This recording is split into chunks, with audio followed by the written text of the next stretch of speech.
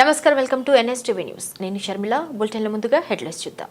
జగిత్యాల జిల్లా మెట్పల్లి బీడీ కార్మికులు, ఆశా వర్కర్ల సమస్యలను అసెంబ్లీలో ప్రధానంగా ప్రస్తావించిన కోరుట్ల ఎమ్మెల్యే డాక్టర్ సంజయ్ ప్రభుత్వాన్ని వారి సంక్షేమం కోసం తక్షణ చర్యలు తీసుకోవాలని డిమాండ్ చేశారు.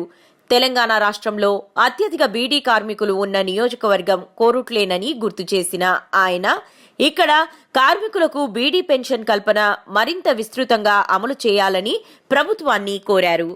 అధ్యక్ష, I come from a constituency where majority of people are beedi కార్మికులు అధ్యక్ష. నా కాన్స్టిట్యున్సీలో మెజారిటీ ఉండేది బీడీ కార్మికులు అధ్యక్ష.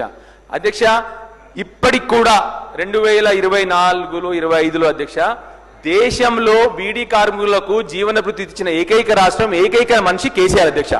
దయచేసి మీ ద్వారా రిక్వెస్ట్ చేసేది ఏంటంటే అధ్యక్ష, ఇంకా కొందరు మంది ఉన్నారు రావాల్సిన వాళ్ళు. ఎందుకు స్పెషల్లీ బీడీ కార్మికుల గురించి మాట్లాడుతున్నానంటే అధ్యక్ష, ఇంకా బీడీ కార్మికుల గురించి మాట్లాడుకుంటూ పోతే ఇప్పుడు రాత్రి అవుతుంది అధ్యక్ష. నేను ఎక్కువ చెప్పను. బీడీ కార్మికులు పడే కష్టాలు వర్ణాతీతం అధ్యక్ష, వారికి కూడా తెలుసు. కాబట్టి దయచేసి వాళ్ళు ఏమనుకుంటారంటే 15 నెలలైంది బీడీ కార్మికుల ఊసెవరు ఎత్తట్లేదు అసెంబ్లీలో ఎందుకు అని అడుగుతున్నారు అధ్యక్ష. అప్పుడప్పుడు అనిపిస్తుంది అధ్యక్ష, తెలంగాణ సమాజంలో ఏమున్నాయని తెలడానికి కేసీఆర్ గారు ఉంటే బాగుంటుందని చెప్పి అందుకొరకు అంటారు అధ్యక్ష.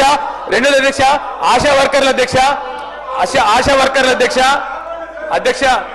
ఆశా వర్కర్ల జీతాలు పెంచాలి అధ్యక్ష. నేను పోయినసారి చెప్పాను, పోయిన బడ్జెట్ లో చెప్పాను అధ్యక్ష, మళ్ళీ ఇప్పుడు ఆశా వర్కర్ జీతాలు అధ్యక్ష. అన్నిటికంటే బాధాకరం, ఇంతకుముందు చెప్పాను అధ్యక్ష, నా ఇంటి ముందర ఇక్కడ గవర్నమెంట్ హాస్పిటల్ ఉంటుంది, ఇటు పక్కన ఆటో స్టాండ్ అధ్యక్ష. రోజు పొద్దున ఆటో కార్మికులు కలిసిన ప్రతిసారి బాధిస్తుంది అధ్యక్ష. దయచేసి నిజంగా వాళ్ళు కష్టాలు పడుతున్నారు, స్కూల్ ఫీజులు డబ్బులు లేవు, తినడానికి డబ్బులు లేవు. దయచేసి వెంటనే మీరు ప్రామిస్ చేసిన 12,000 రూపాయలు ఇవ్వాలని చెప్పి